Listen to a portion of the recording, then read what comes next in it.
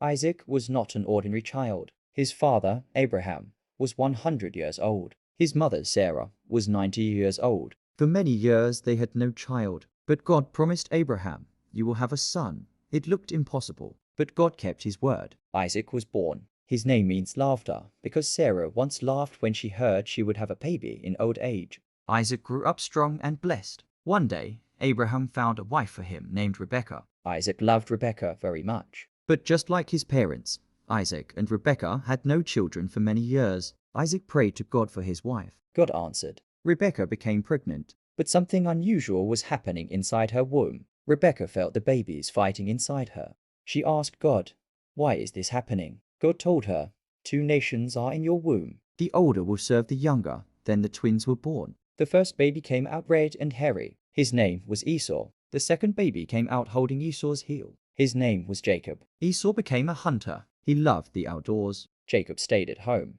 He was quiet and thoughtful. Isaac loved Esau more. Rebekah loved Jacob more. This favoritism later caused big trouble. One day, Esau came home very hungry from hunting. Jacob was cooking stew. Esau said, "Give me some food." Jacob said, "First sell me your birthright." The birthright was very important. It meant leadership and special blessing. But Esau was too focused on his hunger. He said, "I am about to die. What is birthright to me?" And he sold it for one bowl of food. When Isaac became old and blind, he wanted to bless Esau. Rebekah heard this. She told Jacob to pretend to be Esau. She covered Jacob's hands with animal skin so he would feel hairy like Esau.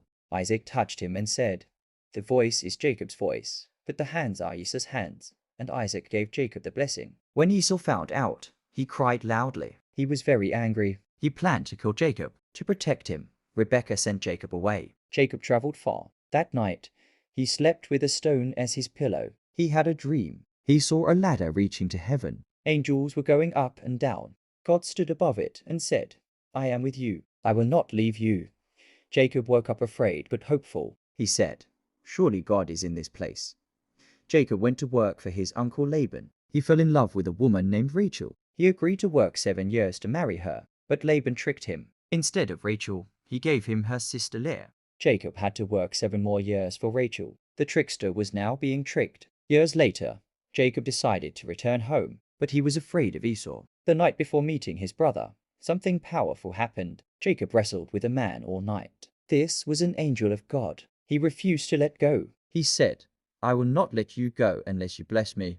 The angel touched his hip, and Jacob began to limp, but he received a new name. His name was changed from Jacob to Israel. Israel means he struggles with God. Jacob was no longer just a deceiver. He became a man changed by God. Jacob was afraid. But when Esau saw him, Esau ran to him. He hugged him. He forgave him. The brothers cried together. Peace was restored.